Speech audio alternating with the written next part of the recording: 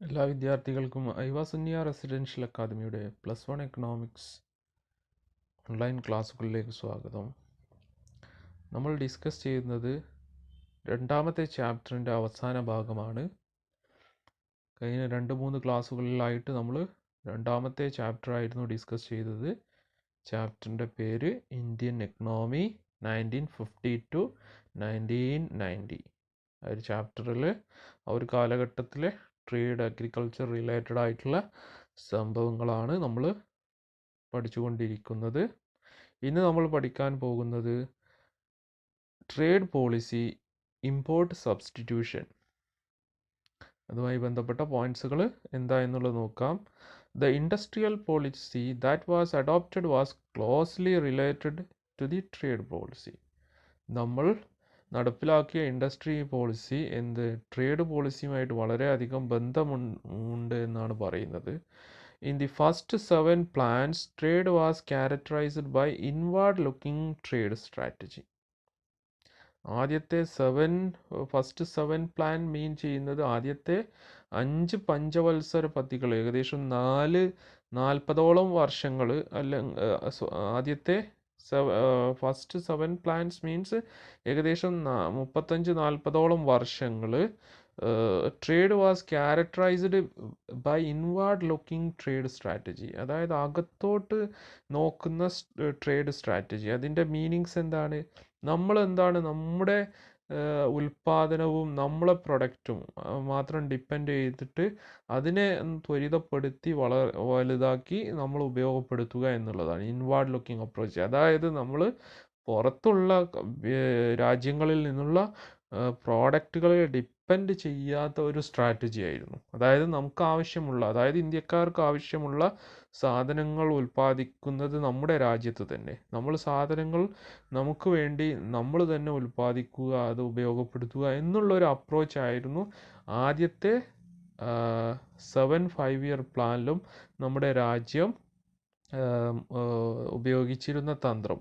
അത് ഫലമായിട്ട് നമുക്ക് ആ ഒരു തന്ത്രത്തിൻ്റെ പിന്നിലുള്ള രഹസ്യം എന്ന് പറഞ്ഞാൽ, നമുക്ക് വേണ്ട സാധനങ്ങൾ നമ്മൾ തന്നെ ഉൽപ്പാദിപ്പിക്കുന്ന സമയത്ത് നമുക്ക് തന്നെ തൊഴിലവസരങ്ങൾ, നമ്മൾ വാങ്ങുന്ന പ്രൊഡക്റ്റിൻ്റെ തൊഴിലവസരങ്ങളും അതുമായി ബന്ധപ്പെട്ട ലാഭങ്ങളൊക്കെ നമ്മളിൽ തന്നെ ചെലവഴിക്കുന്ന രീതിയിലേക്ക് വരും. അപ്പോൾ രണ്ടാമത്തെ പോയിന്റിൽ, in the first 7 plans trade was characterised by inward looking trade strategy. അല്ലേ, അകത്തോട്ട് നോക്കുന്ന ട്രേഡ് സ്ട്രാറ്റജി എന്ന് പറഞ്ഞാൽ നമ്മൾ മനസ്സിലാക്കേണ്ടത് നമുക്ക് ആവശ്യമുള്ളതൊക്കെ നമ്മൾ തന്നെ ഉൽപ്പാദിക്കുക, അതായത് ഇമ്പോർട്ട് പരമാവധി കുറച്ച് മുന്നോട്ട് പോവുക എന്നുള്ളതാണ്.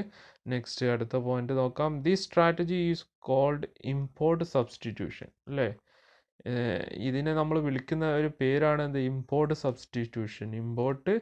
അതായത് നമ്മൾ ഇമ്പോർട്ട് പരമാവധി ഒഴിവാക്കുന്ന ആ ഒരു രീതിക്കാണ് നമ്മൾ ഇമ്പോർട്ട് സബ്സ്റ്റിറ്റ്യൂഷൻ. അതായത് നമുക്ക് ആവശ്യമായിട്ടുള്ള പ്രോഡക്റ്റ് നമ്മൾ തന്നെ ഉൽപ്പാദിപ്പിച്ച് ഉപയോഗപ്പെടുത്തുന്ന ആ ഒരു രീതിക്കാണ് പറയുന്നത്, ആ ഒരു തന്ത്രത്തിനാണ് നമ്മൾ ഇമ്പോർട്ട് സബ്സ്റ്റിറ്റ്യൂഷൻ എന്ന് പറയുന്നത്.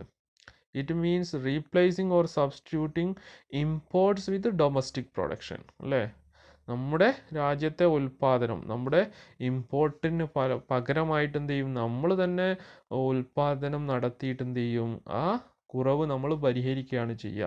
ആ ഒരു സ്ട്രാറ്റജിക്ക് നമ്മൾ പറയുന്നു? Import substitution. അപ്പോൾ നമ്മളോട് ക്വസ്റ്റ്യനിൽ ഇമ്പോർട്ട് സബ്സ്റ്റിറ്റ്യൂഷൻ എന്ന് പറഞ്ഞ ഒരു ക്വസ്റ്റ്യൻസ് വരികയാണെങ്കിൽ, replacing or substituting import with domestic production of goods and services is known as import substitution എന്നുള്ളത് നമ്മൾ എഴുതേണ്ടി വരും. അപ്പോൾ അത് നന്നായിട്ട് നോട്ട് ചെയ്ത് വെക്കുക. Next, in this strategy the government protected domestic industries from foreign competition.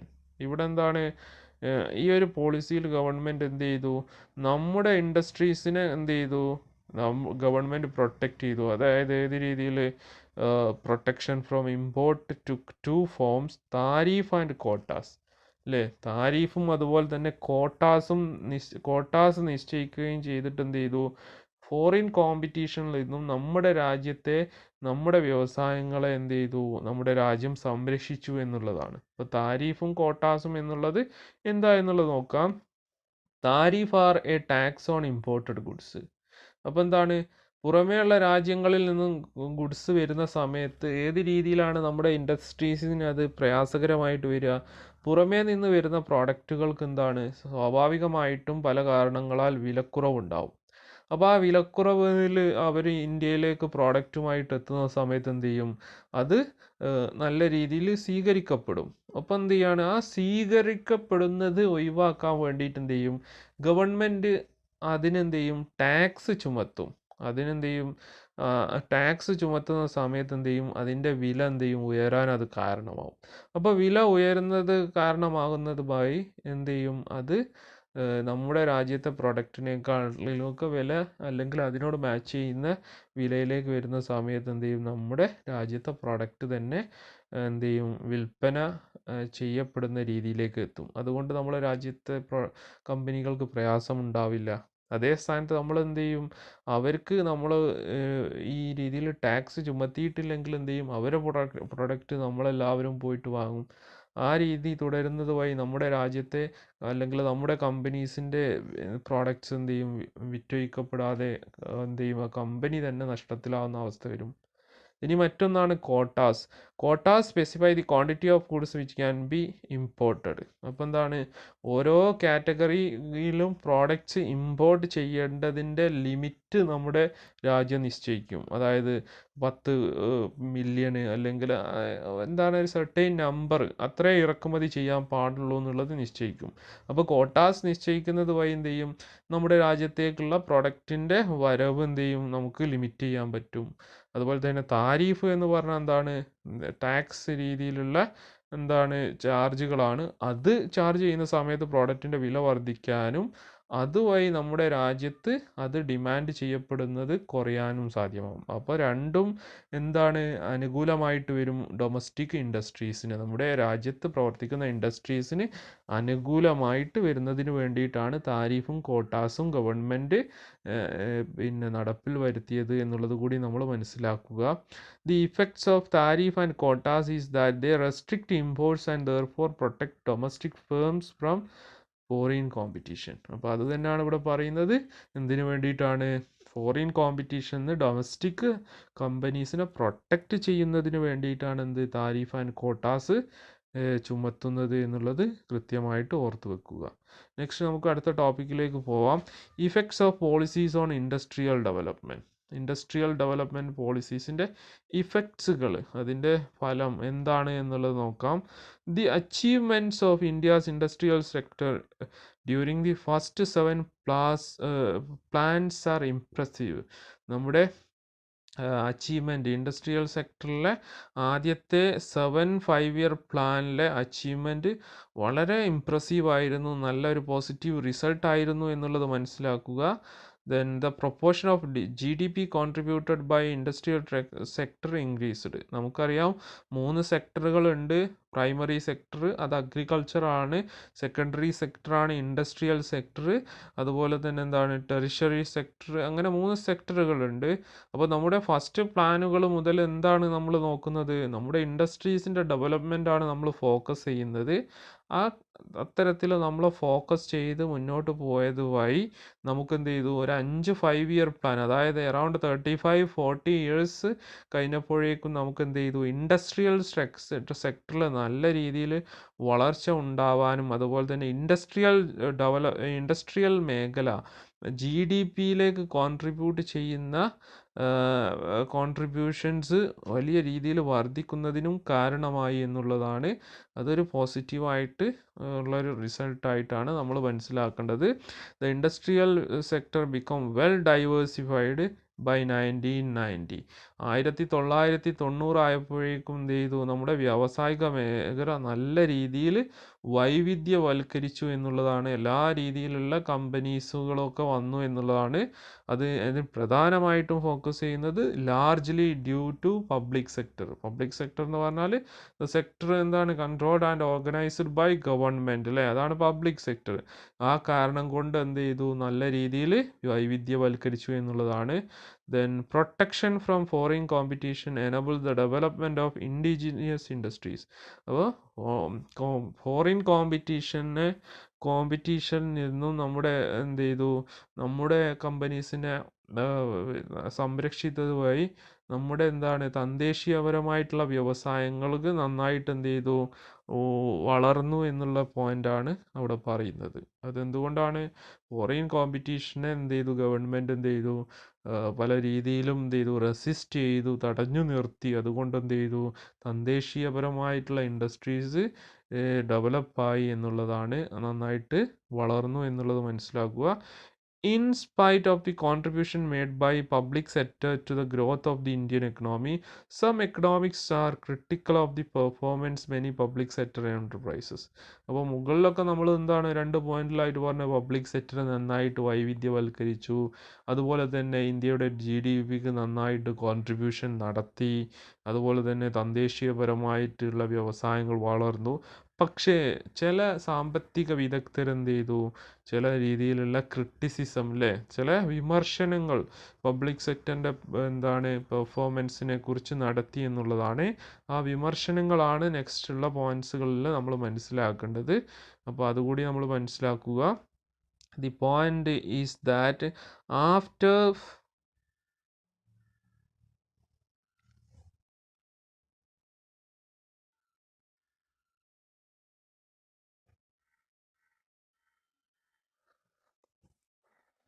The point is that after 4 decades of planned development of Indian economy, no distinction was made between what the public sector alone can do and what private sector can also do. അതായത് നമ്മൾ എന്ത് പറഞ്ഞിട്ടുണ്ട്, 35 വർഷം 40 അല്ലെങ്കിൽ 4 decades 40 വർഷത്തോളം നമ്മൾ എന്ത് ചെയ്തു പ്ലാൻഡ് ഡെവലപ്മെൻറ്റ് നടത്തിയിട്ടുണ്ടെങ്കിൽ പോലും ഇവിടെ നമ്മളൊരു എന്താണ് ക്ലാസിഫിക്കേഷൻ നടത്തിയിട്ടില്ല എന്നുള്ളതാണ് ഇവിടെ പറയുന്നത്. എത്തരത്തിലുള്ള ക്ലാസിഫിക്കേഷൻ നടത്തിയിട്ടില്ല എന്നുള്ളതാണ്? പബ്ലിക് സെക്ടറിന് മാത്രമായിട്ട് ചെയ്യാൻ പറ്റുന്ന വ്യവസായങ്ങൾ ഏത്, അതുപോലെ തന്നെ പ്രൈവറ്റ് സെക്ടറിന് ചെയ്യാൻ പറ്റുന്ന വ്യവസായങ്ങൾ ഏത് എന്നുള്ള ഒരു ക്ലാസിഫിക്കേഷൻ നമ്മൾ നടത്തിയിട്ടില്ല എന്നുള്ള ഒരു എന്താണ് ഒരു ക്രിറ്റിസിസമാണ് ഒന്നാമത്തെ പോയിന്റിൽ നമ്മൾ മനസ്സിലാക്കേണ്ടത്. അപ്പോൾ ഇവിടെ ആ ഒരു ഡിസ്റ്റിങ്ഷൻ നടത്താത്തത് വഴി എന്ത് ചെയ്തു, ചില കൺഫ്യൂഷൻസ് ക്രിയേറ്റ് ചെയ്തു. പബ്ലിക് സെക്ടർ മാത്രം കോൺസെൻട്രേറ്റ് ചെയ്യേണ്ട ബിസിനസ് ഏത് എന്നുള്ളത് നമ്മൾ പറഞ്ഞിട്ടില്ല. പ്രൈവറ്റ് സെക്ടറിന് ചെയ്യാൻ പറ്റുന്ന വ്യവസായങ്ങൾ ബിസിനസ്സുകൾ ഏത് എന്നുള്ളത് നമ്മൾ നടത്തിയിട്ടില്ല എന്നുള്ളതാണ് ഒന്നാമത്തെ ഒരു ക്രിറ്റിസിസമായിട്ട് ഇവിടെ പറയുന്നത്. രണ്ടാമത്തെ പോയിന്റ് നോക്കാം. Main public sector enterprises incurred huge losses but continue to function because it is difficult to close government undertaking even it is drain the nation's limited resources. ഇപ്പോൾ പബ്ലിക് സെക്ടർ എൻ്റർപ്രൈസസ് പലപ്പോഴും വലിയ രീതിയിലുള്ള നഷ്ടങ്ങൾ സംഭവിച്ചിട്ടും അത് തുടർന്നുകൊണ്ടേയിരിക്കുന്നു. അത് എന്തുകൊണ്ടെന്നാൽ ഗവൺമെൻറ്റിൻ്റെ സ്ഥാപനങ്ങൾ പെട്ടെന്ന് അടച്ചുപൂട്ടുക എന്നുള്ളത് പ്രായോഗികമല്ല. അത് പലപ്പോഴും എന്താണ് നമ്മുടെ വളരെ ലിമിറ്റഡ് ആയിട്ടുള്ള പ്രധാനപ്പെട്ട റിസോഴ്സുകളാണ് നഷ്ടപ്പെടുന്നതെങ്കിൽ പോലും എന്ത് ചെയ്തിട്ടുണ്ട്, പല വ്യവസായങ്ങളും പല ബിസിനസ് സ്ഥാപനങ്ങളും കോടിക്കണക്കിന് രൂപ നഷ്ടങ്ങൾ സഹിച്ചും എന്ത് ചെയ്യുന്നുണ്ട്, മുന്നോട്ട് പോകുന്നുണ്ട്. അതെന്തുകൊണ്ടാണ്? പെട്ടെന്ന് ഇത്തരത്തിലുള്ള സ്ഥാപനങ്ങൾ പ്രൈവറ്റ് സ്ഥാപനങ്ങൾ അടിച്ചുപൂട്ടുന്ന രീതിയിൽ അടിച്ചുപൂട്ടാൻ പറ്റാത്ത ഒരു പ്രയാസമുള്ളത് കൊണ്ടാണ് അത്തരത്തിൽ അവിടെ ആ പോയിന്റ് പറയുന്നത്. അതും ഒരു ലിമിറ്റേഷനായിട്ട് പറയുന്നുണ്ട്. ഇപ്പോൾ ഒന്നാമത്തെ ലിമിറ്റേഷൻസ് പ്രൈവറ്റ് സെക്ടറിന് ചെയ്യാൻ പറ്റുന്ന ബിസിനസ് ഏത്, പബ്ലിക് സെക്ടറിന് ചെയ്യാൻ പറ്റുന്ന ബിസിനസ് ഏത് എന്നുള്ളൊരു ക്ലാസിഫിക്കേഷൻ നടത്തിയിട്ടില്ല. രണ്ടാമത്തതിൽ എന്താണ്, ലോസ് ഉണ്ടായിട്ടും പല പബ്ലിക് സെക്ടർ ബിസിനസ്സും കണ്ടിന്യൂ ചെയ്യുന്നുണ്ട് എന്നുള്ളതാണ്. അത് എന്തുകൊണ്ടാണ്? പെട്ടെന്ന് ഗവൺമെൻറ് അണ്ടർടേക്കിംഗ് ക്ലോസ് ചെയ്യാൻ പ്രയാസമുള്ളത് കൊണ്ടാണ് എന്നാണ് പറയുന്നത്. Next, many industries misused by industrial license. They get a license not for starting new firm but to prevent competitors from starting new firms. അതായത് പലരും എന്ത് ചെയ്തു, ഇൻഡസ്ട്രിയലിസ്റ്റ് അല്ലെങ്കിൽ ബിസിനസ് ചെയ്യുന്ന ആൾക്കാർ എന്ത് ചെയ്തു, ലൈസൻസ് മിസ്യൂസ് ചെയ്തു. അവർക്ക് ബിസിനസ് നല്ല രീതിയിൽ ചെയ്യാൻ വേണ്ടിയിട്ടല്ലാതെ അവരെന്തിനു വേണ്ടി ലൈസൻസ് ചെയ്തു, മറ്റുള്ള വ്യക്തികളോ അല്ലെങ്കിൽ സ്ഥാപനങ്ങളോ പ്രവർത്തിക്കുന്നത് തടയാൻ വേണ്ടിയിട്ട് മാത്രം എന്ത് ചെയ്തു, ലൈസൻസ് എടുത്തു. അതെന്തുകൊണ്ടാണ്? ഇപ്പോൾ ഒരു മേഖലയിൽ ലൈസൻസ് നൽകുന്നത് എന്ത് ചെയ്തു, ഒന്നോ അല്ലെങ്കിൽ കുറച്ച് പേർക്ക് മാത്രമായിട്ട് ചുരുക്കുന്ന സമയത്ത് ആ ലൈസൻസ് എടുക്കുന്നത് വഴി എന്ത് ചെയ്യും, മറ്റൊരു ഫേമിന് ലൈസൻസ് കിട്ടാത്ത അവസ്ഥ വരും. അത്തരത്തിൽ എന്ത് ചെയ്തു, ബിസിനസ് ചെയ്യാൻ വേണ്ടിയിട്ടല്ലാതെ ലൈസൻസ് എടുക്കുക, എന്നിട്ട് എന്ത് ചെയ്യുക, കോമ്പറ്റീഷൻ തടയുക അല്ലേ, ആ രീതിയിൽ ചെയ്യുന്ന ഒരു പ്രവൃത്തി ഉണ്ടായിരുന്നു. അതും എന്താ ചെയ്തു, എക്കണോമിസ്റ്റ് ക്രിട്ടിസൈസ് ചെയ്തിട്ടുണ്ട് എന്നുള്ളത് മനസ്സിലാക്കുക.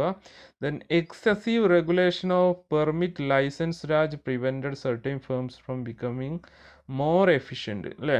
എക്സസീവ് റെഗുലേഷൻ അല്ലേ, കൂടുതൽ നിയന്ത്രണങ്ങൾ, ലൈസൻസുകൾ കിട്ടാനുള്ള വളരെ വളരെ എന്താ പറയുക, നീളമുള്ള പ്രൊസീജിയറുകളൊക്കെ എന്ത് ചെയ്തു, പല ഫേമിൻ്റെയും എഫിഷ്യൻസി, അവരെന്താണ് അവരുടെ പ്രവർത്തനക്ഷമതയെ തന്നെ ബാധിച്ചു എന്നുള്ളതാണ്.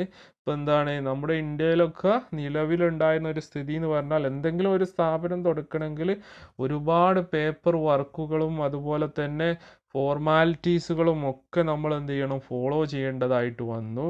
പലർക്കും കൈക്കൂലി കൊടുക്കേണ്ടതായിട്ടുള്ള അവസ്ഥ, പല ലൈസൻസിനും വേണ്ടിയിട്ട് എന്ത് ചെയ്തു, ഒരു ലോബി തന്നെ എന്ത് ചെയ്തു, ലൈസൻസ് കിട്ടാൻ വേണ്ടിയിട്ട് എന്ത് ചെയ്തു, നമുക്ക് അവരുടെ അടുത്ത് പോയിട്ട് പല രീതിയിലും അവരെ സ്വാധീനിച്ച് ക്യാഷുകളൊക്കെ കൊടുക്കേണ്ട ഒരു രീതിയായിരുന്നു ഇന്ത്യയിൽ നിലവിലുണ്ടായിരുന്നത് എന്ന് കൂടി നമ്മൾ മനസ്സിലാക്കുക.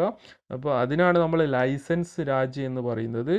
അപ്പോൾ എന്ത് ചെയ്തു, പല കമ്പനീനെയും എന്ത് ചെയ്തു, firms from becoming more efficient ആവുന്നത് എന്നുള്ള ഒരു സാഹചര്യം ഇല്ലാതാക്കി എന്നുള്ളതാണ്. ഇപ്പോൾ ഫോർ എക്സാമ്പിൾ ഒരു പുതിയ ഫേം തന്നെ, ഒരു ബിസിനസ് സ്ഥാപനം, ഒരു പുതിയൊരു യൂണിറ്റ് കൂടി അവർ സ്റ്റാർട്ട് ചെയ്യാൻ അവർക്ക് കഴിയും, പ്രോഫിറ്റബിളായിട്ട് മുന്നോട്ട് കൊണ്ടുപോകാൻ അവർക്ക് സാധിക്കും. പക്ഷേ ലൈസൻസ് കിട്ടേണ്ട ആ ഒരു പ്രയാസം, അല്ലെങ്കിൽ അതിനുള്ള വളരെ നീണ്ട പ്രൊസീജിയർ എന്ത് ചെയ്തു, അവരെന്ത് ചെയ്യുന്നു, നിരുത്സാഹപ്പെടുത്തും. അത്തരത്തിലൊക്കെയാണ് ആ പോയിന്റ്സ് നമ്മൾ മനസ്സിലാക്കേണ്ടത്. Next, few economist point out that public sector is not mean for earning profit but to promote the welfare of the nation. മറ്റൊരു ആർഗ്യുമെൻ്റ് ആണ് ഇവിടെ നമ്മൾ മനസ്സിലാക്കേണ്ടത്. പബ്ലിക് സെക്ടർ എന്തിനു വേണ്ടിയിട്ടല്ല, ലാഭമുണ്ടാക്കാൻ വേണ്ടിയിട്ടല്ല, ജനങ്ങളുടെ ക്ഷേമത്തിന് വേണ്ടിയിട്ടാണ് എന്നുള്ളതാണ്, അല്ലെങ്കിൽ രാജ്യത്തിൻ്റെ സേവനത്തിന് വേണ്ടിയിട്ടാണ് പ്രവർത്തിക്കേണ്ടത് എന്നുള്ളൊരു വാദമാണ്. ആ ഒരു വാദവും ഇതിനൊരു ക്രിറ്റിസിസമായിട്ട് ആണ് ഇവിടെ നമ്മൾ ചൂണ്ടിക്കാണിക്കുന്നത്.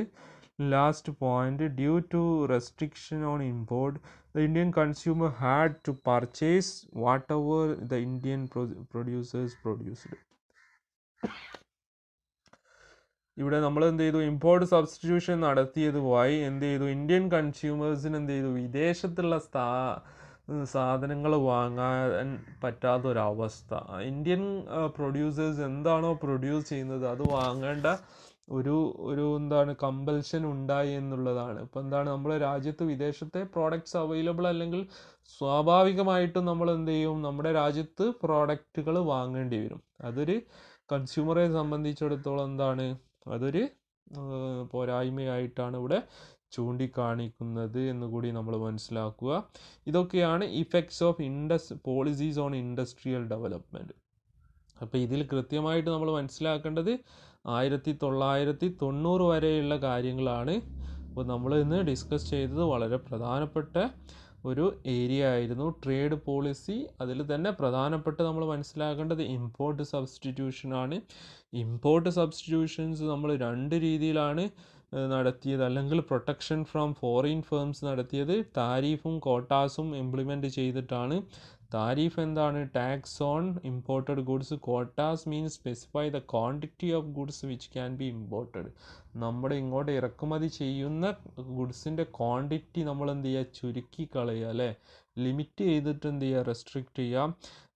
ഇത് രണ്ടും എന്ത് ചെയ്തു, ഡൊമസ്റ്റിക് ഇൻഡസ്ട്രീസിനെ നന്നായിട്ട് പ്രൊട്ടക്റ്റ് ചെയ്തു എന്നുള്ളതാണ്. Next, effects of policies on industrial development. ഈ പോളിസീസ് നടപ്പാക്കിയത് വഴി നമ്മുടെ രാജ്യത്തെ ഇൻഡസ്ട്രീസിൽ നിന്നുള്ള കോൺട്രിബ്യൂഷൻ ടു GDP ഉയർത്താൻ സാധിച്ചു. അതുപോലെ തന്നെ വ്യാവസായിക മേഖല വൈവിധ്യവൽക്കരിക്കാൻ സഹായകമായി. പബ്ലിക് സെക്ടറിലൊക്കെ നല്ല രീതിയിലുള്ള വളർച്ച വന്നു.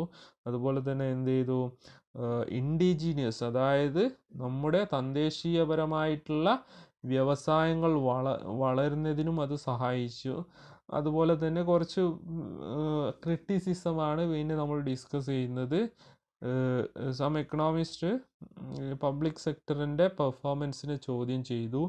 അത് ലോസ് ആണെങ്കിലും നഷ്ടമാണെങ്കിലും അടച്ചു പൂട്ടാതെ നമ്മുടെ രാജ്യത്തിൻ്റെ വിലപിടിപ്പുള്ള റിസോഴ്സുകൾ നഷ്ടപ്പെടുത്തി കണ്ടിന്യൂ ചെയ്യുന്നതിനെ ചോദ്യം ചെയ്തു. പബ്ലിക് സെക്ടറും പ്രൈവറ്റ് സെക്ടറും അല്ലെങ്കിൽ അവർക്ക് മാത്രം ചെയ്യാൻ പറ്റുന്ന ഇൻഡസ്ട്രീസ് ആയിട്ട് 4 ഡിക്കേഡ്സ് ആയിട്ടും എന്ത് ചെയ്തിട്ടില്ല, അതിലൊരു ക്ലാസിഫിക്കേഷൻ നടത്തിയിട്ടില്ല എന്നുള്ളത്. അതുപോലെ തന്നെ ഇൻഡസ്ട്രിയൽ ലൈസൻസ് പല ഫേമും അല്ലെങ്കിൽ ഇൻഡസ്ട്രീസും എന്ത് ചെയ്തു, മിസ്യൂസ് ചെയ്തു. അതുപോലെ തന്നെ ലൈസൻസ് രാജ് പല ഫേമിൻ്റെയും എഫിഷ്യൻസിയെ നെഗറ്റീവായിട്ട് ബാധിച്ചു. പബ്ലിക് സെക്ടർ പ്രോഫിറ്റ് ഉണ്ടാക്കാൻ വേണ്ടിയിട്ടല്ല പ്രവർത്തിക്കേണ്ടത്, രാജ്യത്തിൻ്റെ സേവനത്തിന് വേണ്ടിയിട്ടാണ് എന്നുള്ളത് മറ്റൊരു ലിമിറ്റേഷൻസ് അല്ലെങ്കിൽ ഒരു ക്രിറ്റിസിസമായിട്ട് ചൂണ്ടിക്കാണിച്ചു. Due to restriction on import Indian കൺസ്യൂമേഴ്സിന് ഫോറിൻ പ്രൊഡക്ട്സ് ഉപയോഗിക്കാനുള്ള അവസരം നഷ്ടപ്പെട്ടു എന്നുള്ളതാണ് അവസാനത്തെ പോയിൻറ്റ്സ് ആയിട്ട് പറയുന്നത്. അപ്പോൾ ഈ ഒരു രണ്ടാമത്തെ ചാപ്റ്ററിൽ നമുക്ക് പഠിക്കേണ്ട കാര്യങ്ങളാണ്. നമ്മളുടെ ഡിസ്കഷൻ എന്ന് പറഞ്ഞാൽ വളരെ ബ്രീഫായിട്ടുള്ള ഷോർട്ട് നോട്ടുകളാണ്. ഇതിൽ നിന്നും നമുക്കൊരു പോയിൻറ്റ്സോ ഒരു വേർഡ്സോ നമുക്ക് അവോയ്ഡ് ചെയ്യാനുണ്ടാവില്ല എന്ന് കൂടി നിങ്ങൾ ഓർക്കുക. നന്നായിട്ട് പഠിക്കുക. കൺഫ്യൂഷൻസോ ക്ലാരിഫിക്കേഷനോ ആവശ്യമുണ്ടെങ്കിൽ നിങ്ങൾ ചോദിക്കുക. Okay, thank you.